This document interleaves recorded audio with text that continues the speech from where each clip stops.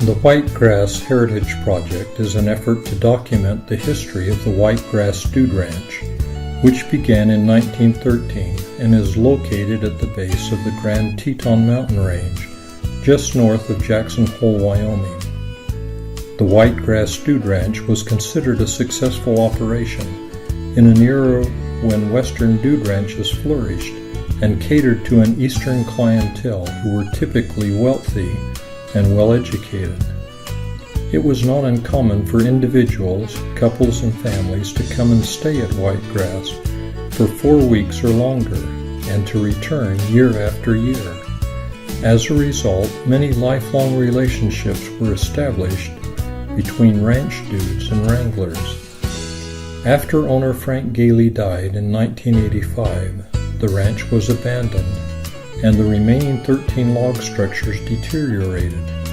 In 2005, the Grand Teton National Park partnered with the National Trust for Historic Preservation to rehabilitate the ranch structures and to transform the former dude ranch into an educational center that would teach the skills necessary to preserve historic structures for national parks throughout the western states. The interview that follows documents some aspects of life at Whitegrass, either when it was a dude ranch or what it took to preserve the ranch and turn it into a national park training facility. A generous grant from the Charles Redd Center for Western Studies at Brigham Young University is making this project possible.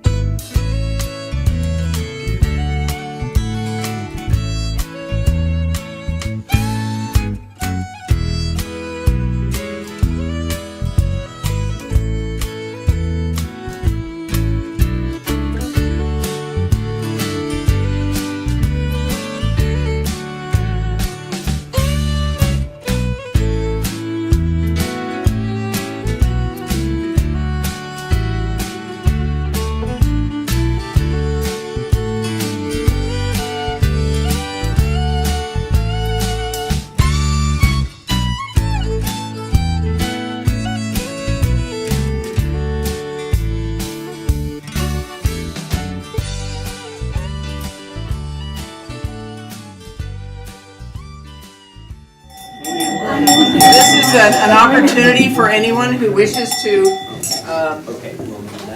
bring out some stories that they haven't heard before, that they haven't read before, new things. We know there are a lot of people here who have wonderful tales to tell, and we'd invite anyone to.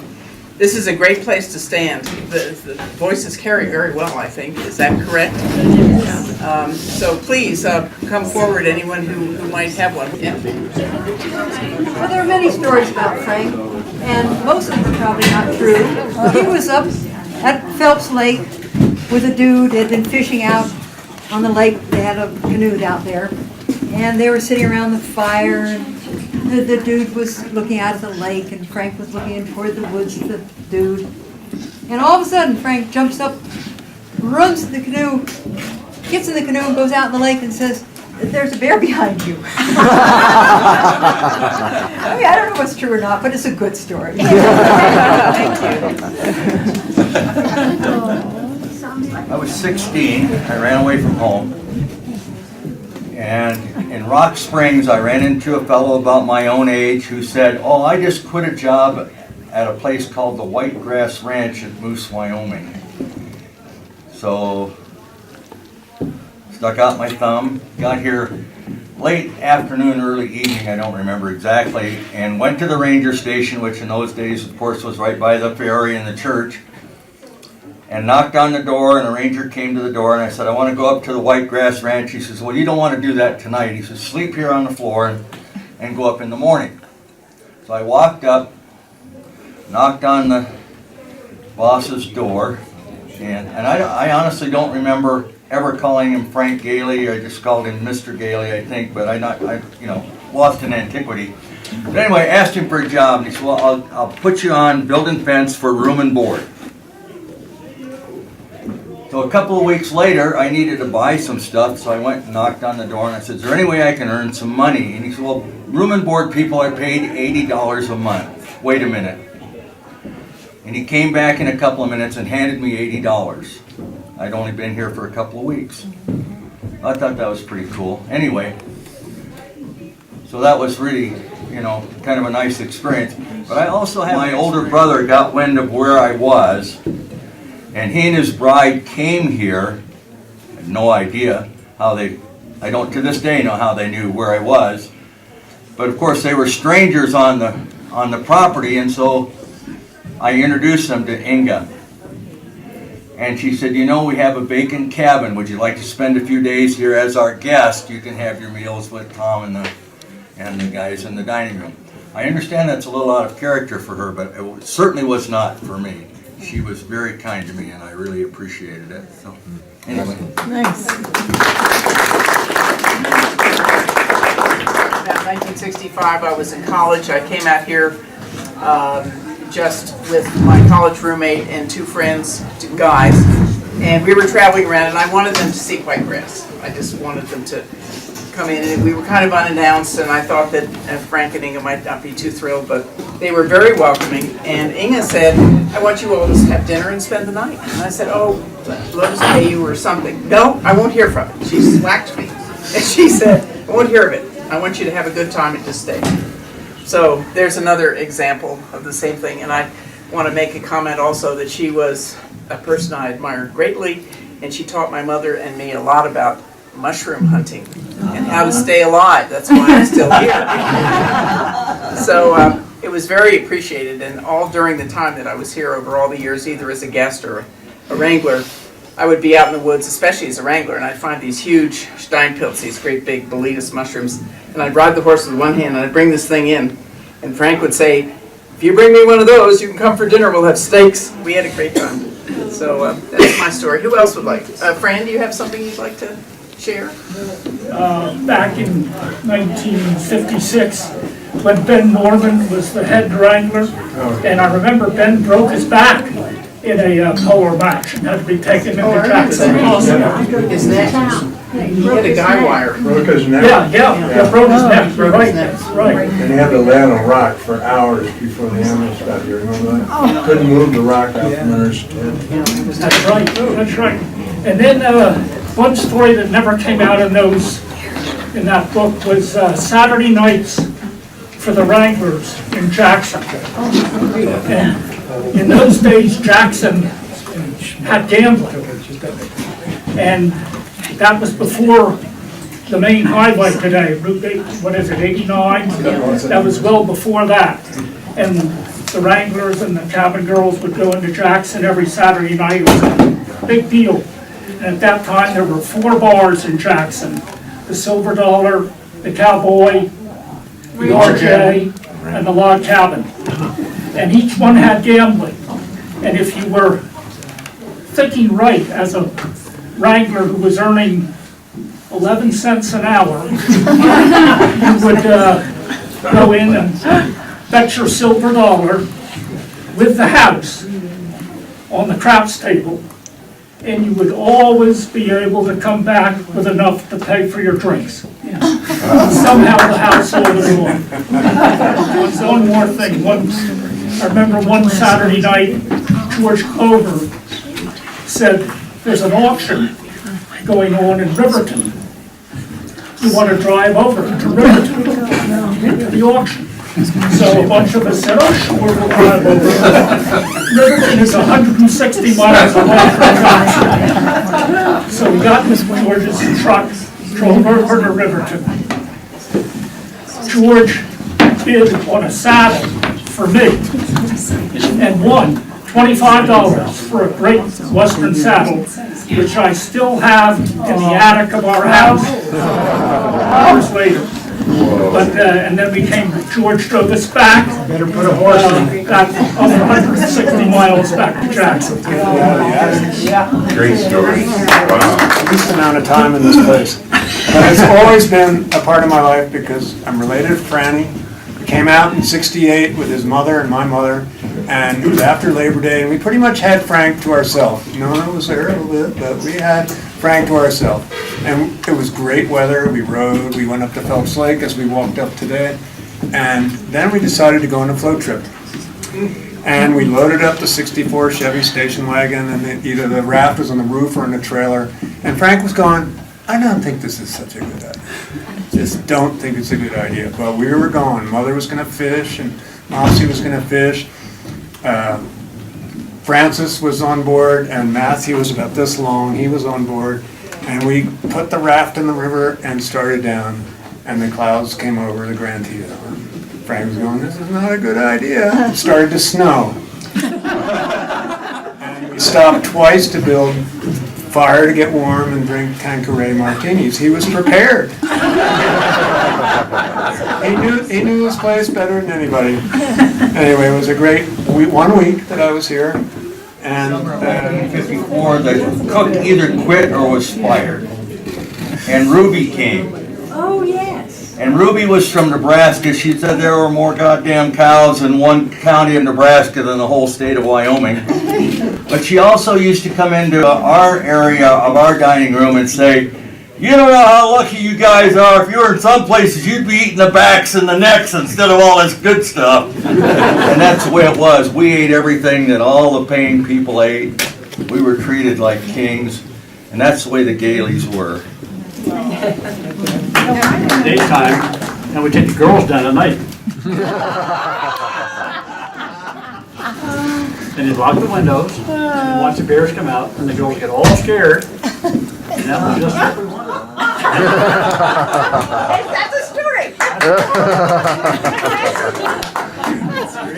There was a story that that related to me a number of times, and that is it was during the war, and there was a guy selling war bonds, and he was coming up into this white grass to sell war bonds, and he was asking for Frank, and said, "Well, Frank's up at the cabin up there, so go check him out. He's up there." And so he was going on the way up, and about the time he got to the door, all of a sudden, bang, bang, bang, big 45. He's like, "Oh, it's just me. I'm just going to sell some war bonds. Come on in."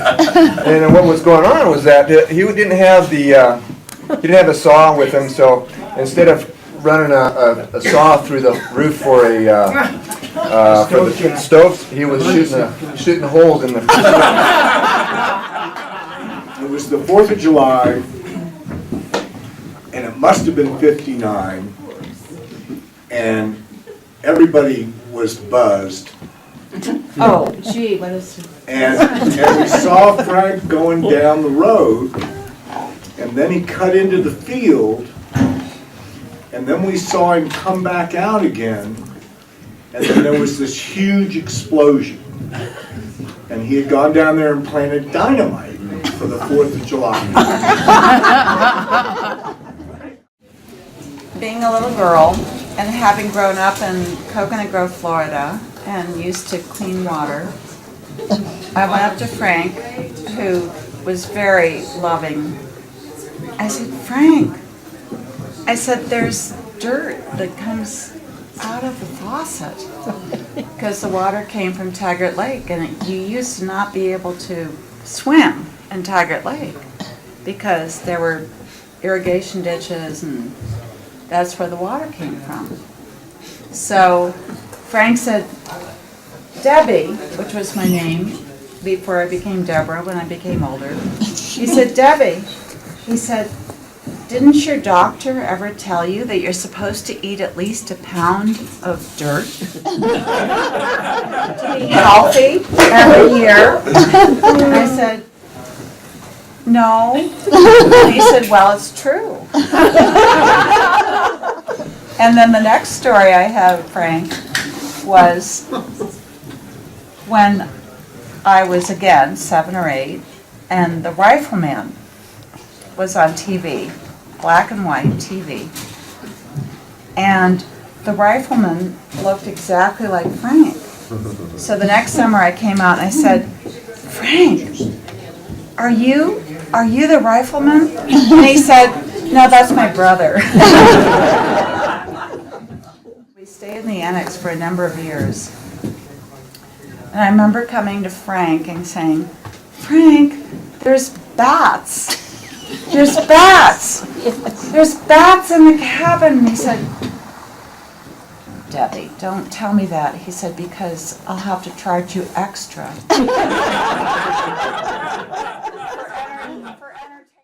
And we rode into the JY and it's like, we might as well look around. So the horses were, I forget where the horses were exactly, but we rode the whole property. We never found them. We didn't, never No, found them. and then it was great. But nobody came out to confront us in any way, No. which was kind of surprising. But we got a nice view. We got to see Phelps Lake from the other side, Which is a treat. which was a big treat. Because we'd see the moose swimming. We'd wrangle on top, and we'd look down and you'd see the moose swimming in the water and you'd think, is that a horse? No, it's just a moose. Yeah. So we'd ride back, but yeah, that was a treat going in that property. Yeah, that was, because we had never done it, and we sort of expected it, sort of the way Guatemala invaded Belize and nobody came out to stop them, so they went home. We had to float the river. And we would wrangle in the morning, we'd get up at 4:30 or so when we'd wrangle. And then about 3 o'clock, they'd say you had a dinner film. It's like, oh well. So we'd float the river and Frank would go with us most of the time. And we'd land on a small island, and then we'd build a fire and Frank would mix the drinks, and we'd pass the cheese and the crackers around. And then Frank would always say to the dudes, the fire's roaring. He'd say, white man builds big fire, cooks white man. Indian builds small fire, cooks food. They always liked that. I never heard that. That's great. Matheson used to play with the Rockefellers in Maine, and he came over to Phelps Lake, and I walked over the first time, and then they let me ride over the second time, and we would build pirate rafts on Phelps Lake. And so I had this idea that we would build our raft that summer, and we would hide it around the bushes, and then when all Lawrence and all his dudes and everybody would come down to the water and sit around and have their cocktails, that we would, with our wooden, stick swords, would hold them for ransom. So we came out of the bushes on our pirate raft, and we dismounted on the shore and ran around and held our sticks, our swords at them, and demanded 50 cents apiece, and we got it. That's what, real quickly, Frank would hold great 4th of July parties. Really memorable ones. And in 1984, when our family came out, the 4th of July party had 4 U.S. senators. Alan Simpson from Wyoming, Proxmire from Wisconsin, Joe Clark from Pennsylvania, and Eggleston from Missouri. He was the one that got in trouble as a vice president, but or before he became vice president. But all 4 of those senators or ex-senators were at Frank's 4th of July party. It's pretty impressive. So Frank and Inga used to come down to Nevis after they closed the ranch up. So they'd come through Coconut Grove, and my mom and dad would get together with them, have them over to the house for cocktails, go out to dinner, whatever. And the summer that I turned 14, I think, maybe I was 13. Big jump from 7. Yeah, 7 years, okay. So Well, she's Frank- 39 now. Yeah, right. So Frank had taken me, okay, so I'm going to back up chronologically and then I'll go forward again.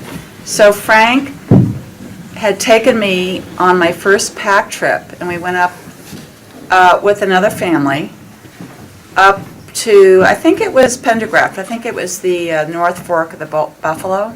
South Fork. South Fork of the Buffalo, thank you. Thank you. And it was my birthday, July 22nd, and he had told my parents what to purchase for me in terms of fly rods and you name it, and blah, blah, blah. So I've never fished before, so Frank took me under his wing, taught me how to cast, taught me how to catch. I caught a fish that he said, oh my God, this is amazing. This is a golden cutthroat trout. We're going to take this home. We're going to pack it nice and take it home and have it taxidermied for you. So I had this trout on this plaque that hung over my bed for years, okay? And then Inga and Frank, some years later, are on their way to Golden Rock and Nevis. And they're having cocktails with my mom and dad on the front porch. And I said, Frank, I said, I've got the fish. And he says, well, let me come see it. And we went back into my bedroom, and there's the trout. And he said, that's not your trout. And he took it down off the wall. He said, you have been robbed. This is not your trout. Your trout was much bigger. On my honeymoon in 1954, my wife had never been west of the Mississippi, I don't think, and we decided to take a honeymoon, and we picked the White Grass Ranch as a place to do it.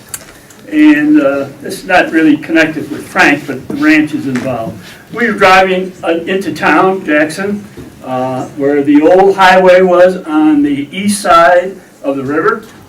And we came up and the road was blocked. And the policemen were there and said, well, it's a one-way road. He said, you got to be careful. He says, there are rocks coming down. But he said, once you start, don't stop. He said, one car at a time. So we started through, and guess what? Rocks on the front of the car and my hood, over the roof, and I'm bashed in my trunk. But I kept going.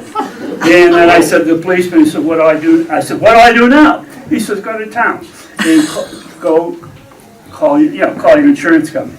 So I went to town and had to go to the phone because there was no federal phone service. So we went to the phone company, and the woman looked out the window and said, what happened to you? And I said, did a moose get you? And I said, no. I said, it was just a rock slide. Oh, she says, that happens all the time. Some of the horses got out, and they made it down to the Moose Ranger Station. And Frank got a call, and it was National Park, and they said, you got your horses down here. And Frank said, oh, we'll come down and get them. And when the horses came back, Frank told Joe, we'll send him a bill for lawn care. Then I was doing a lot of backpacking, and the group was getting where they wanted longer backpacks, so I said, hey, we'll go up the Tetons and we'll do a 5-dayer. And so we went up through Phelps, Death Canyon, over into the Alaska Basin, and there were signs all over saying no horses allowed. And Dad's presence was so strong, I turned around and spoke to him and said, Dad, you can't have horses here anymore. So we did camp down there and came out on Cascade Canyon. It was a good trip, but his presence was so strong, and he took so many pack trips up in that area.